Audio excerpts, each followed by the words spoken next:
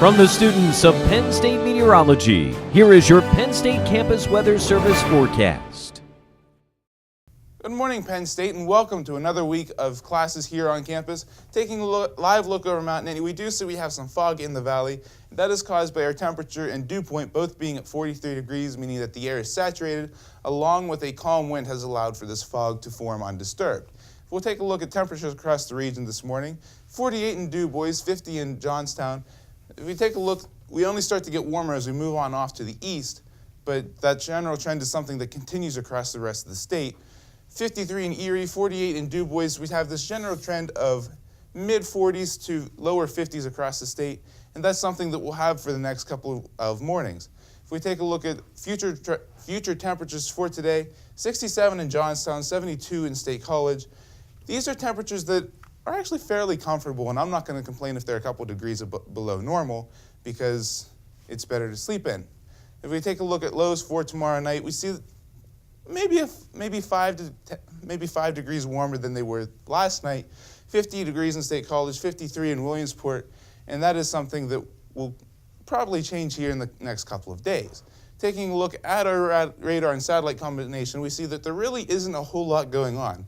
That is because we have high pressure overhead, which has allowed for all of the clouds to kind of evaporate over the past couple of days, leaving us with mostly sunny skies, and that's something that will continue as we move on into today.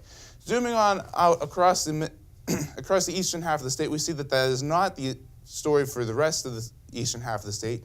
We do have what is still Hurricane Irma moving up through the Florida Peninsula, bringing some rain to all of Georgia, most of South Carolina, and a good chunk of Alabama, as well as parts of Florida. Florida is still dealing with Hurricane Irma, which is now a Category 1 storm with winds of 70 miles per hour, and the pressure has continued to rise as it has moved overland to 970 millibars. Irma will kind of take this general northwestward track into Alabama and up into Tennessee, where it will become a remnant low and just eventually dissipate. But it will slow down and it will continue to bring rain to this area for the next couple of days. I want to zoom back out. I do want to take a quick look at Jose, which is still a very strong hurricane. It will kind of move towards the north a little bit and meander in the Atlantic Ocean. Nothing for us to be concerned about at the moment, but we will keep an eye on it to see what it does in the next couple of days. We want to look at the tropical storm and hurricane watches and warnings. We see that much of the southeastern parts of the United States have tropical storm warnings or hurricane warnings at the moment due to Hurricane Irma. And looking at the future rain total amounts, we see that a good chunk of the area still will have 2 to 3 inches of additional rainfall with some locally higher amounts. But coming back closer to home, we see that we will have a much different story. We'll have a high of 71 degrees under a sunny sky today with light and variable winds, all thanks to that high pressure system that is overhead.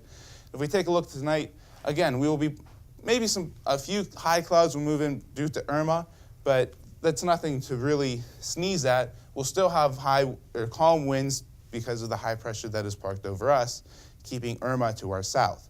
If we take a look at our forecast for tomorrow, we'll have 71 degrees under a mostly sunny sky with light and variable winds, thanks again to that high pressure system. We may see a few high clouds due to Irma, but again, that shouldn't impact your day-to-day activities.